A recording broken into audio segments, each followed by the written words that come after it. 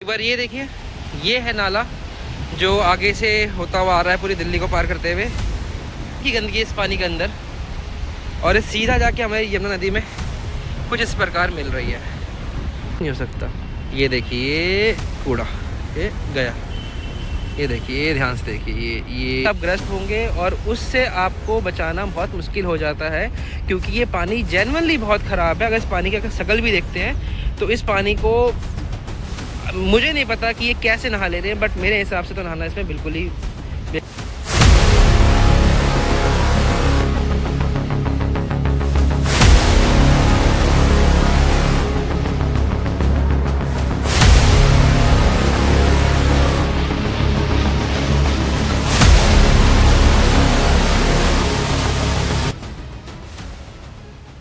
नमस्कार दोस्तों, मैं स्वागत करता हूं आप सभी का एक न्यू वीडियो में। और आज हम खड़े हैं सिग्नेचर ब्रिज के नीचे।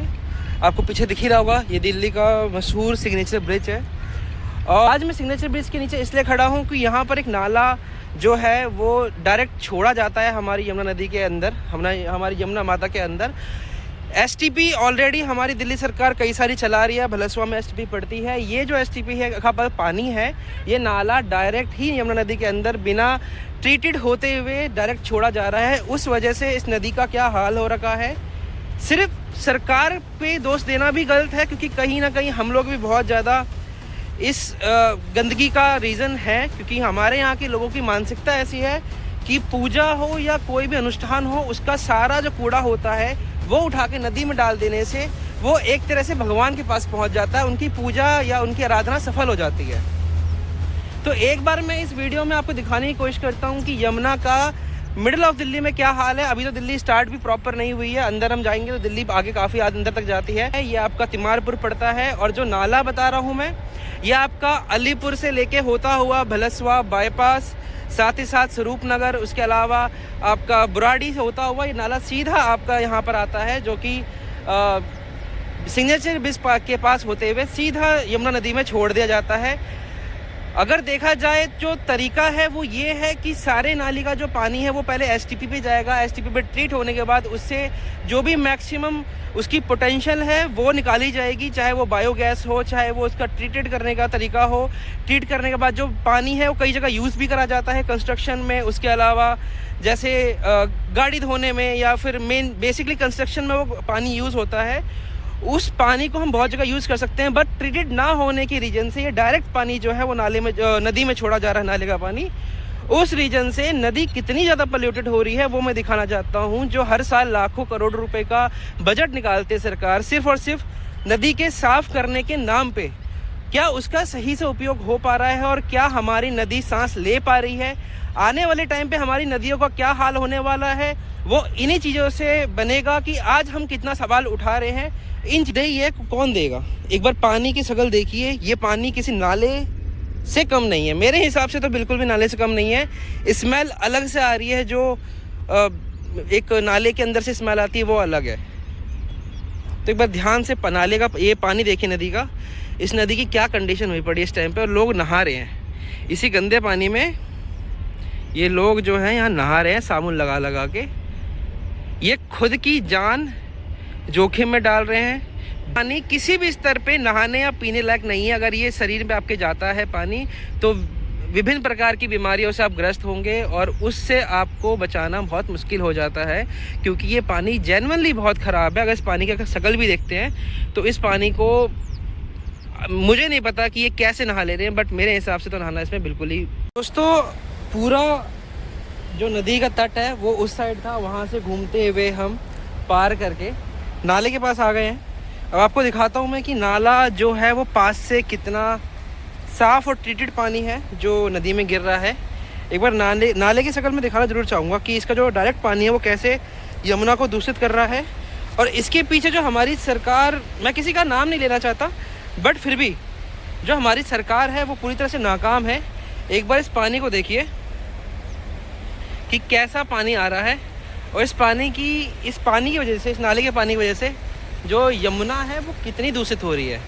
एक बार ये देखिए, ये है नाला जो आगे से होता हुआ आ रहा है पूरी दिल्ली को पार करते हुए। और पानी का कलर एक बार आप देख सकते हैं किस लेवल की गंदगी इस पानी के अंदर, और ये सीधा जाके हमारी यमुना नदी में कुछ इस प्रकार मिल रही है।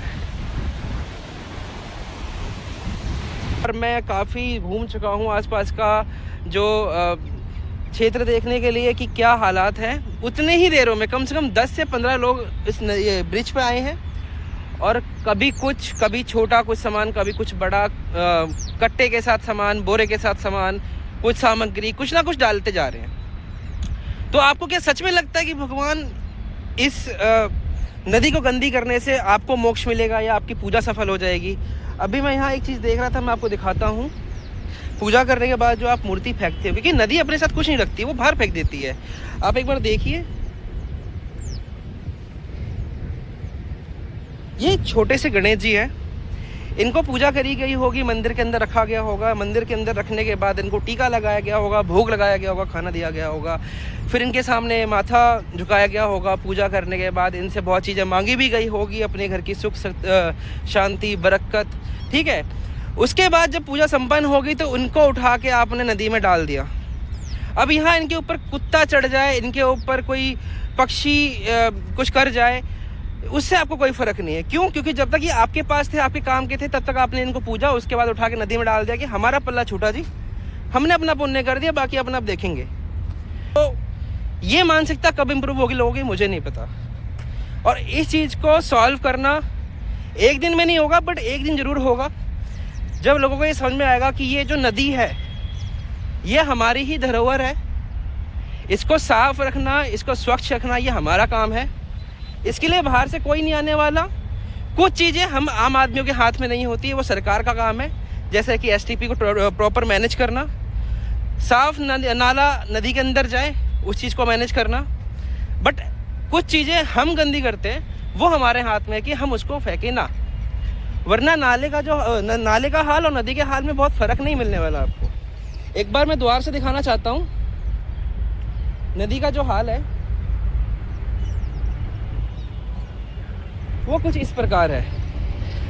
अगर से हमारे यहाँ पर्यटक आता है किसी और देश से जहाँ नदियों को नहीं माता माना जाता, नहीं पूजा करी जाती, तो उस जगह के लोगों को बस यही लगेगा कि क्या नदी है कि नाला है, उनको समझ में नहीं आएगा पहली बात तो।